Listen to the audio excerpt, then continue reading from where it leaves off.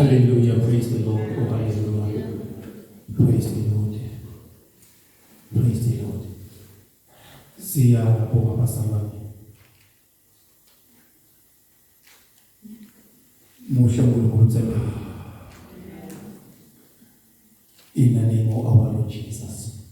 Siyavusela umoya ogcwele bazalwane ophakathi kwethu lapha ebusuku singamshaya tandla. The Holy Spirit is calling himself. Pastor letha moya ogcwele lento singatiphinza simshaya tandla. Yes. He is God himself, bazalwane. He is God himself. Ongolongolo iqobo lakhe sivusele bazalwane to our spiritual parents kubabe namake nemindeni wabo bazalwane ekameni enkosi yethu Jesu nabo sibashayele tandla bazalwane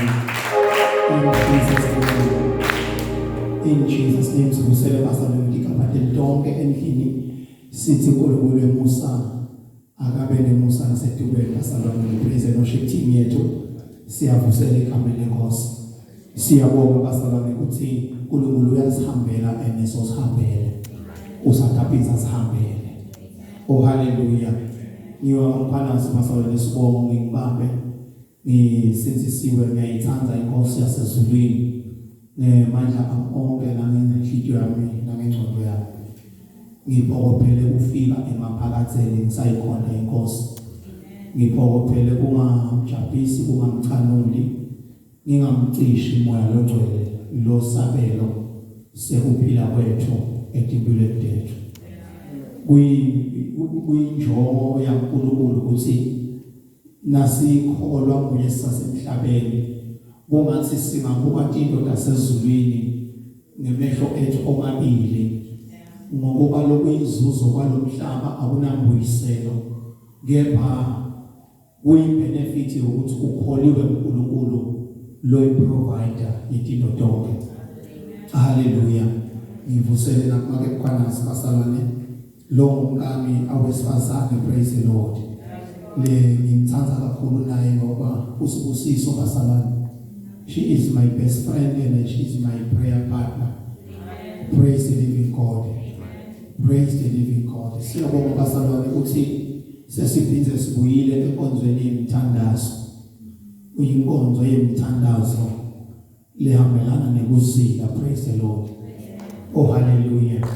Ngeke nibe ngitsebazalwane lamuhla ngoba livila ngalosuku ufuna kube livile lisidela into prayer. Praise the living God. First Samuel chapter 14 dasifundela make sifunza sibalwa mafunze from verse 1. It's a long chapter uyibeke ku verse 15. Thank you, Jesus. Thank you, Jesus. First Samuel chapter 14, verse 1 to verse 15. First Samuel chapter 14, starting reading from verse 1 to 15. Sithi uCuma Sibindzi kwaJonathan. Yes.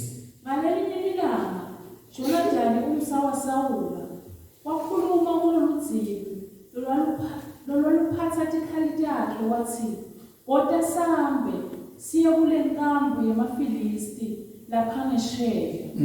Noko akamtshelanga uyise. Sawula abehledi emaphethelweni aseGibeya ngaphansi kwesihlahla semahanananza eBigroni. Abenemadvodza labengaba ngo-600 emkhathini wawo kwakuna Ahiya labembatha sidziya sebapristi.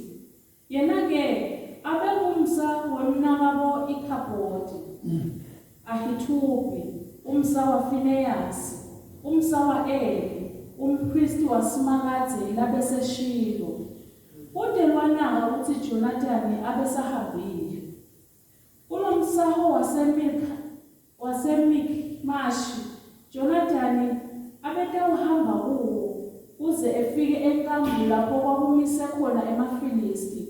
Kwakunemawa latihede amabili avukele uyibhosesi nesini. Liwali ngasemikmashi bese kuthi leli lelinye lime ngaseningizimu kuya ngasegeba. Jonathan wakhuluma kulolu dzibi lwakhe wathi, kodwa sambe siye kule nkambu lapho kumise khona labantu labangakasweli. Mhlawumbe simakadze utawuba ngakithi. Yes. Ude lokungavimba simakadze ukuthi asimelele. Ude lokungaphathamisa simakadze ukuthi asisinzise ngebantu labanyenti noma ngebantu labambalwa. Lolu dzibi lwakhe lwathi, yenda konke lokusengcondvweni yakho. Yes. Chubeka ngikanye nawe ngenhliziyo nangemphefumulo. Jonathan wathi, kodwa-ke sidakwewela siye kulamadvodza khona ate sibona. Nangabe akhuluma kithi athi, manini lapho size sifike lapho kini, sidakuma lapho sikhona singayi kuwo. Kodwa nangabe athi, wodani lapha kithi, sitawukhuphuka, ngobe lokho kutawuba sibonakaliso ukuthi simakadze ubanikele esandleni sethu. Ngako bahamba bobabili, bafika batibonakalisa enkambi yamafilisti. Emafilisti athi, asenibuke, emahebheru akhokhotela aphuma emigodini labebhace kuwo. Emadvodza asenkambu amemete Jonathan kanye neludzibi lwakhe athi, yenyukani nite lapha, sitanifundzisa sifundvo. Jonathan wase ukhuluma kulolu dzibi lwakhe wathi, yekhwela ungilandzele, simakadze ubanikele esandleni sema-Israyeli. Yes. Jonathan wekhwela ahamba ngetinyawo, abambelela nangetandla akanye noludzibi lwakhe lolwalumlandzela edvude. Jonathan wahlasela emafilisti wawagwaza alala kucaca. Ludzibi lwakhe solumane lumlandzela ngemuva nalo lwabulala. Kuloko kuhlasela kwabo kokucala Jonathan neludzibi lwakhe babulala emadvodza langaba ngu-20 endzaweni lelibanga lelingaba ngangemjikijelo. Uthuthumela kwahlasela konke emabutfo labesenkambu nalawo labesesigangeni nalawo labesetichemeni kanye nalawo labehlasela umhlaba watamatama. Yes. Lokuthuthumela kwabasha ngathi uthunyelwe nguNkulunkulu. Sibongele livi manje. Iphilile Nkosi namuhla kusihlwa. Ngegama likaJesu Kristu umuhle uNkulunkulu phakeme namuhla ke kholo njengawe sikamboni babelunga linganiswa nawe. Mana njalo Nkosi yekulunga, mana njalo inyanga lenkulu. Elapha engaphansi sikwami. Nanamuhla babe wefungele khulume impilo ntetfu Nkosi. Sisetile babetawuvala ivi lakho babe weflo ngcwele lisehla Nkosi alisiphilise babe weflo ngcwele aluwende umsebenzi lophelelisiwe babe impilo yethu ngegama likaJesu Kristu umele umgcotshwa wakho Nkosi egameni likaJesu Kristu in Jesus mighty name. Amen. Hallelujah, praise the Lord. Hallelujah, praise the Lord. Oh hallelujah. Basabane uNkulunkulu ngamoya wakhe ukhethile ukuthi sibuke isihloko sethu salamuhla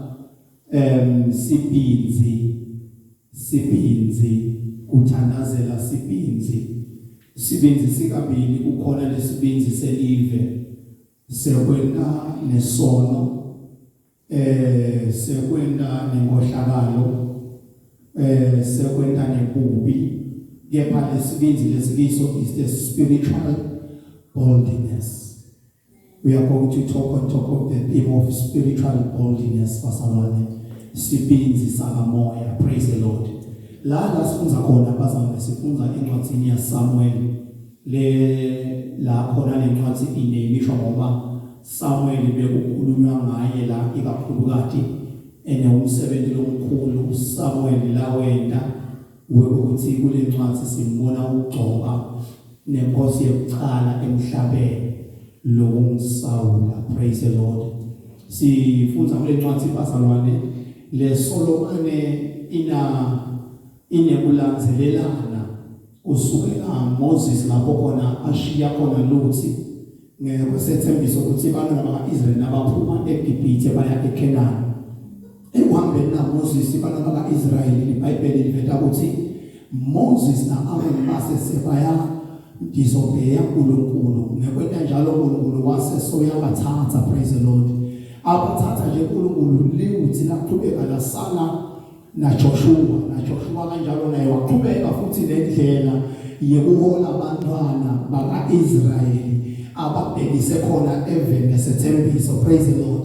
Asaqhubeka Joshua siyakhanza sifunzile futhi nangasemva ukuthi Joshua akabanga ileader leyabakahle ekulideni kwakhe ngoba Moses wakhona ku-generate another leader lekwabang Joshua, but Joshua akakhonanga ku-generate another leader on behalf of him asafile, praise the Lord. Asahlulekile ngoba naye wanikwa ithuba lokuthi angakhuluma asatawuhamba, praise the Lord. Simuva on the last chapter uyakhuluma ukuthi kethani nine ukuthi ngifuna ukukhonza bani semagama akhe advise ngoba sokufanele ukuthi uNkulunkulu soqedzile ngaye somyelelele ekuthenini baqhubeke nekuhola sive saka-Israyeli uthi kepha mina nendlu yami sitamkhonza uNkulunkulu, praise the Lord. Uyaphela Joshua kanjalo egameni lenkosi tiyavuka letikhulu, praise the Lord. Judges nakulandzela nato lapho tiqhubeka nekuluhola libandla lema-Israyeli libabhekisa evele sethembiso ayaphela futhi nakhona ema-Judges, praise the Lord. Uyangena nje kancane Ruth uyavela incwadi ya Ruth nema-chapters ayo lambalwa aphinda yafinyela yaqhubeka futhi lapho la igcine khona sesika-ke kule ncwadi lesitiyo lapho khona kuthiwa-ke la Samuel bese kunguye lebekade bekasahola sive saNkulunkulu angumuntu lokhona kufundisa umthetho qotho kabanti nakahle ucaciseleke kubantu baNkulunkulu basasesulambele ukuthi solo sibhokophele eKhenani, praise the Lord. Ngokuba-ke bangana-ke baka-Israel as they were on their journey to Canaan baqala manje babona kunetive letinemakhosi letibekele wona tithi-ke nathi yeSamuel sesifuna kuba nenkosi njenganathi tive lesitibonako letibobakhelwane bethu, so nathi sesikhathele kuholwa nguwe sesifuna kufanana nabomakhelwane ngakho-ke sinike inkosi. Livya uNkulunkulu uthi Samuel akasithokotelanga leso sinqumo sabo naleso sicelo sabo ngokuba Samuel was a type of Christ. Samuel abethi kahle ngokuthi yini letawukuda etimpilweni tabo nasebatifunela inkosi. Because Samuel understand ukuthi maye bekungaba ngcono ukuthi le nkosi kube manje iqale uNkulunkulu kufuna kunika yona. Kepha kungoba ifunwe iqala enesizathu semsithi bomakhelwane. Which means Samuel wayibona ukuthi angekona excited nalesive ngithi maye ngabe ngingekisele umthwalo wabalula njengoba ngingumolo wenu, kepha lelo ngiyibona ngathi ikanini inkinga ngoba nifuna inkosi nje kungoba niyahawulela ngamakhelwane. Asikho kahle lesidingo sokuthi inkosi niyithindele. So livya uNkulunkulu lithi-ke ngakho-ke Samuel wahamba wayawumusa uNkulunkulu babakhona i-conversation naSamuel wavela ebuhlungu bakhe bangobuso baNkulunkulu wasuthi uNkulunkulu khala Samuel abakaliwe nakophambaneni abanikwe le nkosi abayifunako. Le nkosi abayifunako base kuba nguSamuel the first king in the entire world eyabekwa uNkulunkulu, which is Saul, praise the Lord. Oh hallelujah. Pastor lesikho sethu basalwane sikhona lapho chapter 14 uqhuma Sibindzi kwaJonathan.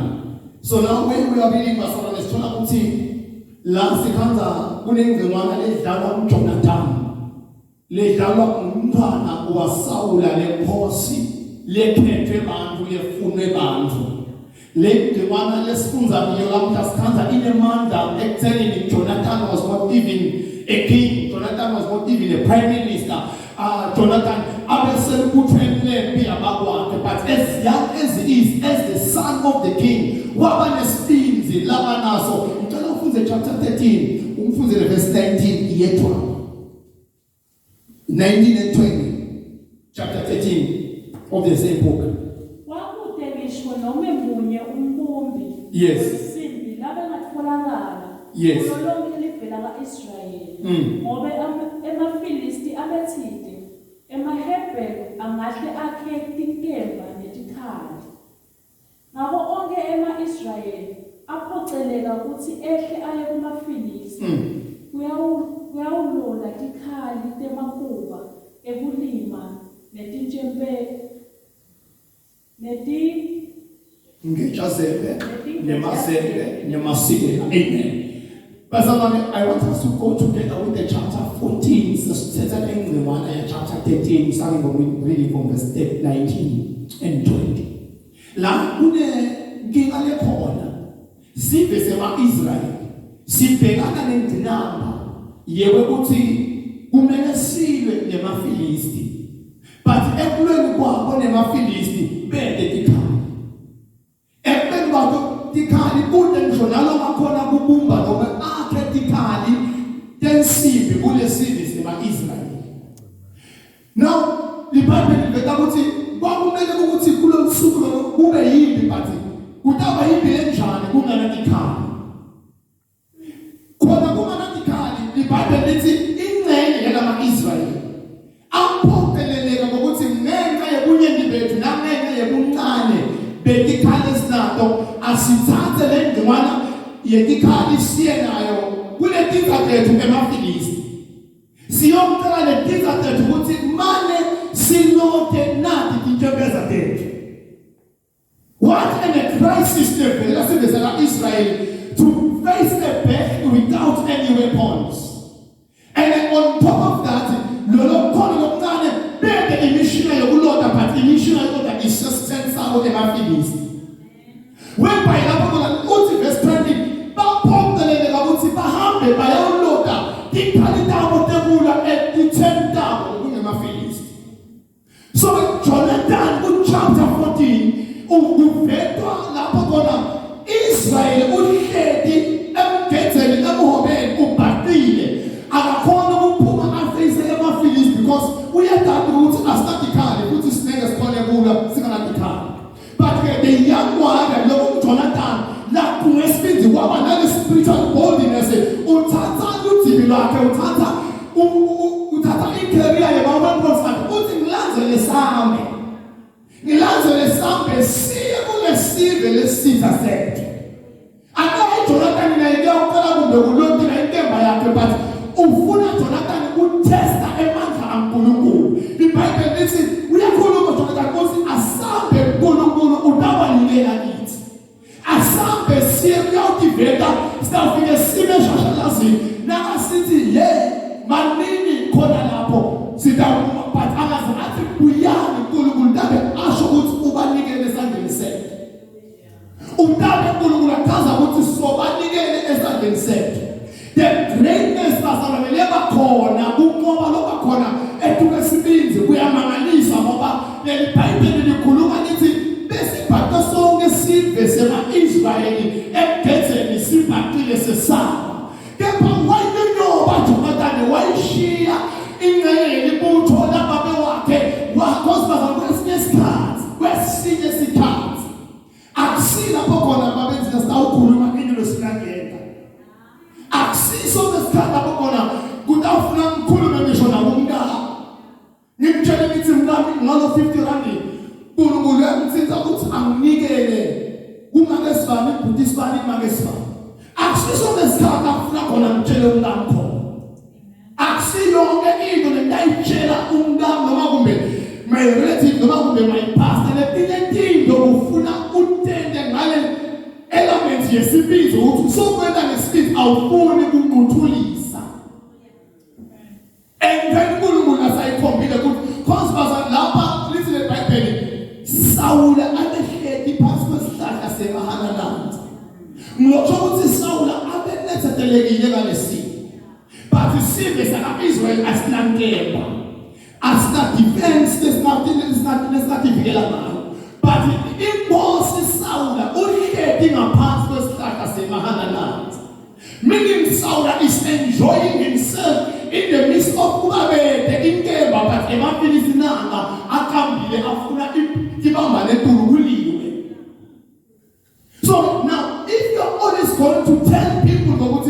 uyathi ngifuna kuqala nawe uyathi ngive kwesinye isikhathi you need to be alone and have God to intervene in your answers. Aphendule uNkulunkulu embutweni yakho lonayo. Aphendule uNkulunkulu. Ngoba kubuta labanye abantu ungafika uthole ngisho nenkulumo lekajabisa idispower. But Jonathan wathatha icebo yakhe. Asihambe sishiye babe necomfort zone yakhe. Ngokuba lesive sisenkingeni. Sisenkingeni sive asinambathi wetikhala. Futhi sive lokusona tikhala vulnerable from the Philistines. Ngabo asinyonyobe sihambe uNkulunkulu akabanikele sikabona ukuthi basipite bathasite kuwo. Ubanikele lithi. Kwesinye isikhathi bazalwane Dingo tankulunkulu atikavamna lokukhulunywa ebantwini abaningi. Atikavamna lokukhulunywa ebantwini abaningi nakumele teleke tikhulunywa kumunye umuntu. Jonathan waba nesibindi lesifuna kufunza ngaso lamuhla. The spiritual boldness waba nesibindi sakamoya. So ukuthi ngiyafuna ukuthi lembe emaFilisti imoto but inganqotshwa kanjani because nangaya baba ngamtshela ukuthi uwephela wena ene angifuni kuyahlekela nguwe angeke ngivume ukuthi uye lesive libe sibe lesive sakini singenayo ibackup ekhaya musa ukucabanga ngakho ngikubaza nokumqoka kakhulu ukuthi noma ngabe kukhona lokufuna kuyena ask God first. Ask God first. Sibindzi bazalwane it's a very powerful element empilweni yemkhora yemzalwane. Sibindzi sitalwa faith. Amen. At the very same time ungaqala nefaith bese kuba nesibindzi. Angibekisela na basala. Nangithi ifaith idala sibindzi. Kunesigaba lapho khona kumele ukuthi wena into khona so ayikholele ukuthi ungakhona kuyena. But kube bede lesibindzi. Seqala kuyena. Maybe you want to start a business. But you are unable to start the faith ukuthi yathi le business ingaphumelela. But because of udele spins manje seqala sekuthathlisha le faith yakho ukuthi isebenze. Ube khona lapho neliphupho lelikhulu nevision yakho leba prosperous because you don't have the spiritual boldness.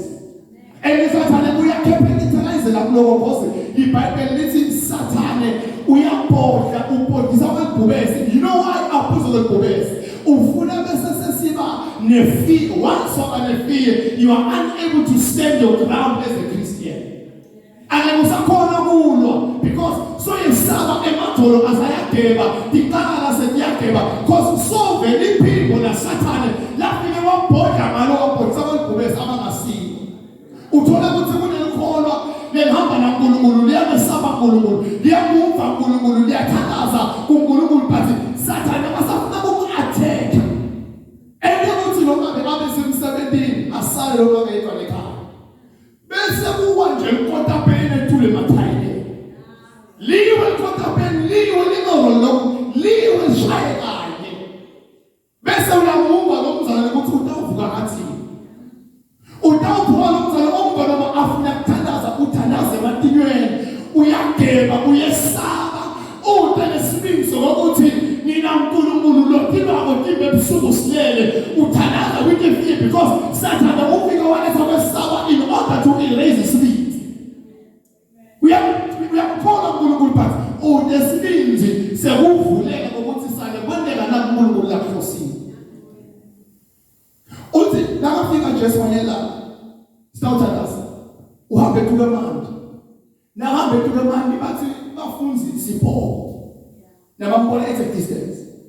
Nakathi vela Jesu uthi umuntu uhambe kulo manje iBhayibheli lithi Peter wathi uma kunguwe Nkosi la yentela nami ukuthi ngihambe kulo manje ngitya kuwe. Uyabona ukuthi Peter is having faith ukuthi nakangasho ngihamba nami kulo manje. Nakangasho ngihamba kulo manje. But because of if faith it's not ube nesibindi kwesikhathi. Peter ebede speed wathi asaqalekele phambi kulo manje. Lafika livalo ukuthi lapha ngizanga ngiqina noma kunini. Angethembi lisembi lento lehambeni kwayo lase liyafika livalo lasusa Sibindzi. That is why it was in Ezekiel chapter 4 the mistake. Libanga lakuza kukhuluma koPeter naJohn. Libanga laseMkhwanazi Sibindzi. We are to pray for the God Sibindzi because Satan lashaya khona alethe sesabiso bese sekuvama luvala kunevama Sibindzi. Uyishiyenza wena because Satan uzofika wabhoda. Wabhoda kanye nemntwana ahushuke chimomotia ngoleve lesuku. Ahushuke chimomotia. Lifike livalo kuphela Sibindzi because bazabana la kune Sibindzi khona kune confidence, la kune Sibindzi khona kune assurance, la kune Sibindzi khona angathi ngabele kune mandla lapho phuma because une Sibindzi uyayethemba lento lokiyo. The day ababona utawunyiba ekubeni nemandla aNkulunkulu bathembe amandla aNkulunkulu Sibindzi azostapele and esaphela Sibindzi aNkulunkulu angeke ukhona emthethweni kaNkulunkulu because thina kaNkulunkulu masonke isikhathi disebenza imfihlakalweni. Disebenza emfihlakalweni adisebenza obvious khona but disebenza kuma impossibilities starting this day. So without the Sibindzi angeke ukhone uhamba naNkulunkulu. Othi Peter mlayitele ngihambe nami etwala manje. Waba na elements of faith but waba be elements of Sibindzi.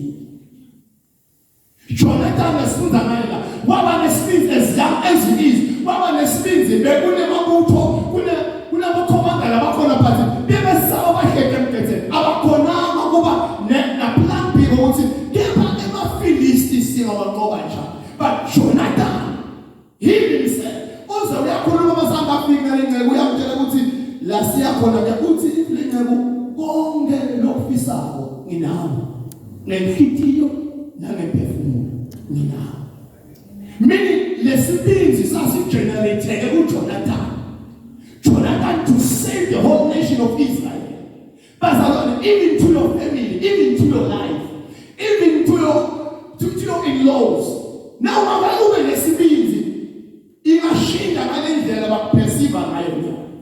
Now mama ube lesibindzi ngaNkulunkulu wakho. Umkhulume noNkulunkulu wakho umedlale ngesibindzi ingashinda ngalendlela bakuperceive ngayo. Because uNkulunkulu uyavakala ngapha ngomuntu lo esibindzi. Uthole ukuthi kakwendela babele mahliza nihambe nicela umzalo ukuthi into bekumthandazo endlini kakhe nani sawubeka umthandazo asona umzalo ashayile phansi akubona isebenze likhona lelifake ukuthi lo Nkulunkulu uyasebenza lide Sibindzi litakwesaba umzalo akasawa phansi apho emadimona because ude Sibindzi. This is what happened uba aske lawo ngekade ngishonela ukholo lwanele ekhaya Sibindzi bize futhi alelufana. You must never attack asalwane njengoba sekuthandazweni sitawuhlulo semandla. You must never attack la khona utiva khona ukuthi uwiki khona. Kulena ngifuna sikhulume basabaleni in a way ukuthi labanenge bethu bathi ukuthi now fastile uthandazile ufuna bese soyaphuma kuye emsebenzini waNkulunkulu uyosebenza.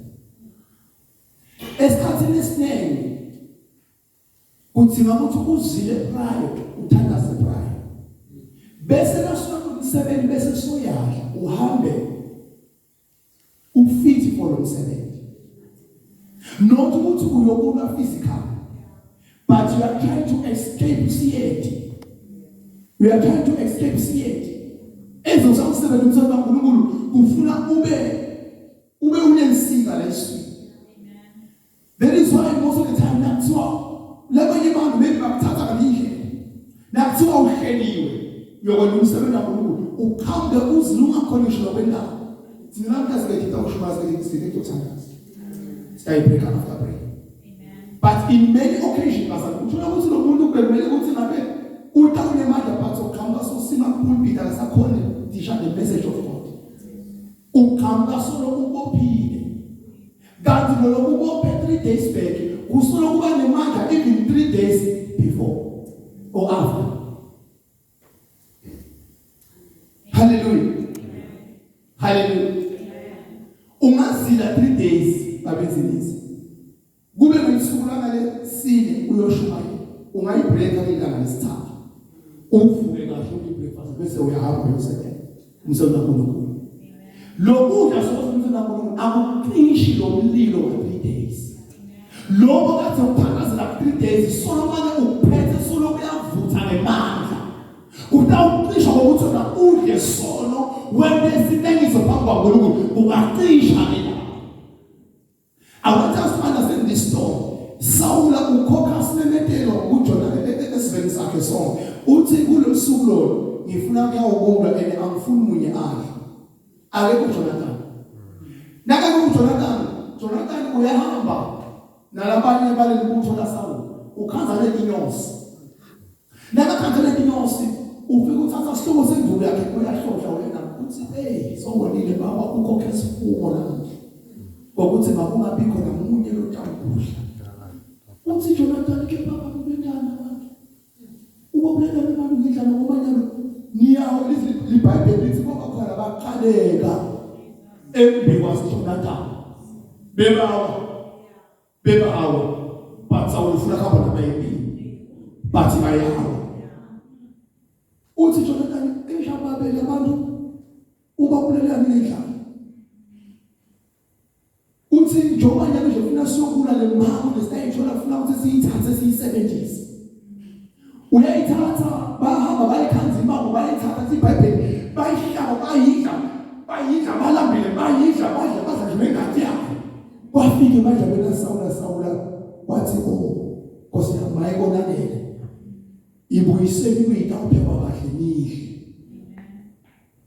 That is my point. I'm trying to prove the point ukuthi ending this heart akusuka khona utawuthandaza soya kulomsebenzi ngike ngathi ayondliwa seyiswa esilaheni nasilahini yaNkulunkulu basala akameli uNkulunkulu simkhanzela siphinde simshila but nasidla yaNkulunkulu sita naNkulunkulu lesolo simudla ngisho ku closet yethu sithi nasita lapha site nalo uNkulunkulu wakhe uNkulunkulu but the same God meaning in different part uNkulunkulu wakhe nge-intercession nge-prophecy nge-worshiping nge-praise uyahlangana uNkulunkulu uyalumbana uba munye uba ngomlilo wendeka tinto letinkulu because sikhangana uNkulunkulu lophila kithi 24/7 hayi uNkulunkulu lofike akistatho lakiphathe endlini yaNkulunkulu but njengoba simplay fasting asimbili la kuba naNkulunkulu nasehla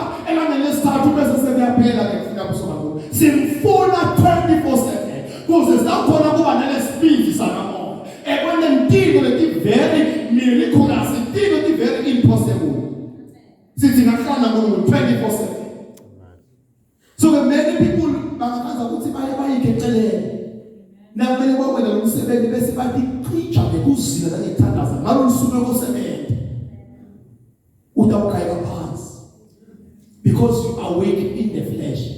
Now uzilile basaba you are like a newborn baby. You are unable even to do much things with your strength. But now because we are doing it as much as you are weak. So now you are as weak as a newborn baby. So don't go and confront my demon because you are weak. I'm talking about the biblical fasting. La kona Mulungu akufoka kona asusa toke timo abrali kanu yonge yenyame timbe nako you are weak as a newborn baby. So you need to break fasting, then you go and fight.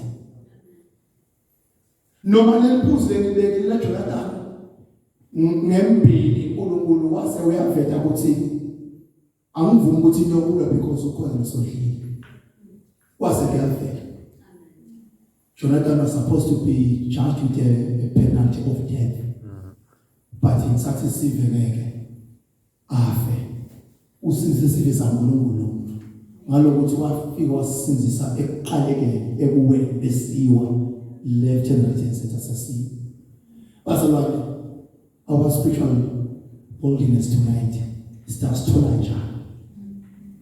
Spiritual boldness bazalwane usithola ukuthi utifundise to aim high etintweni.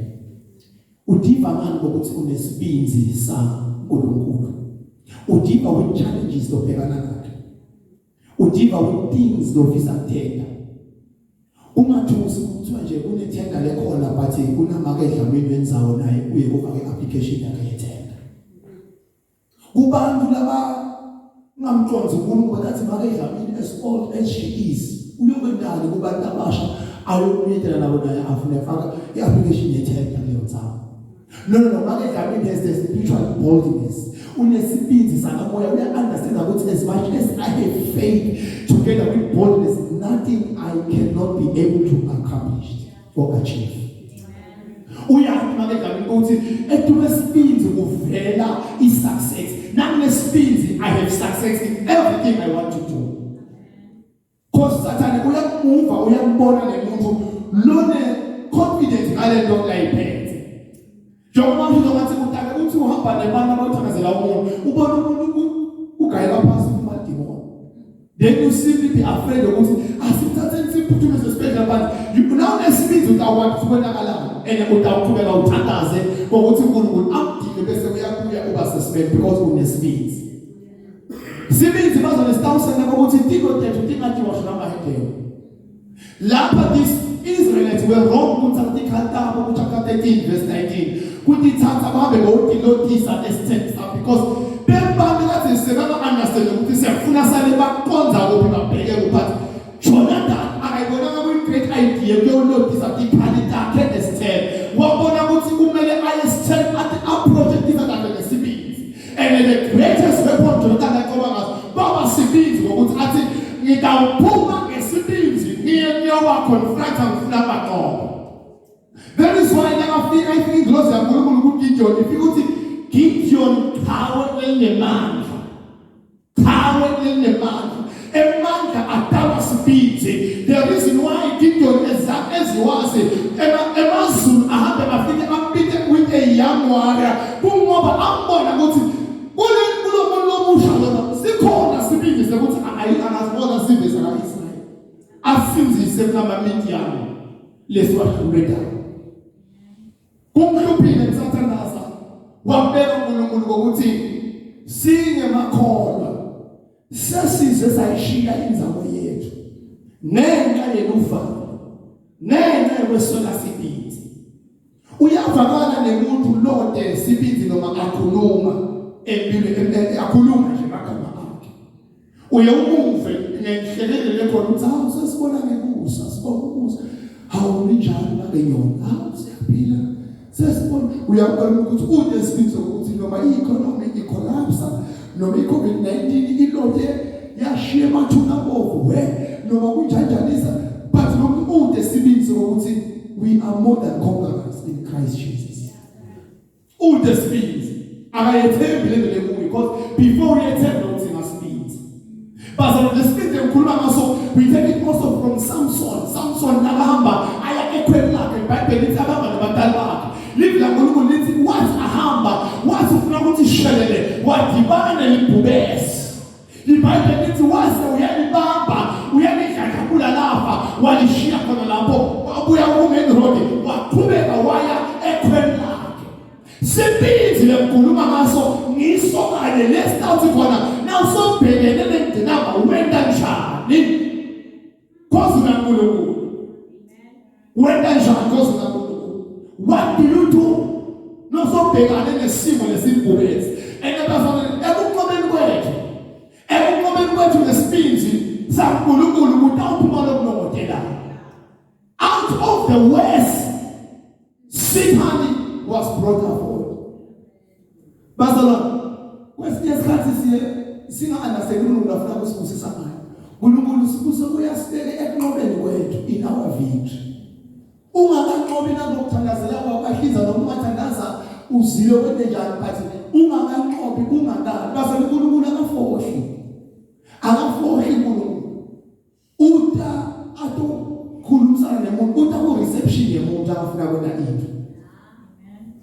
That is why the book of Amos athi empeleni uNkulunkulu kuthi la kwendako angakadisi baprofeti angakadisi bapriest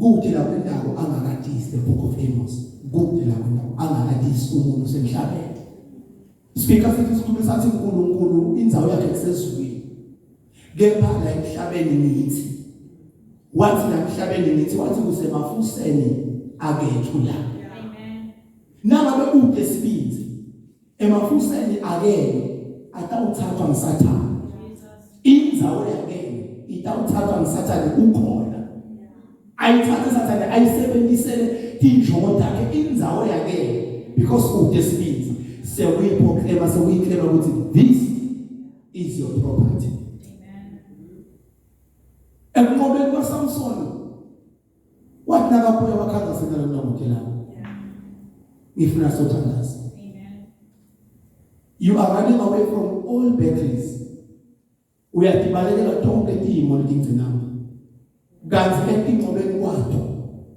kunalokunongothelana ekunqobeni tonke letimo lobhekana nato kunalokunongothelana Sibindzi sakamoya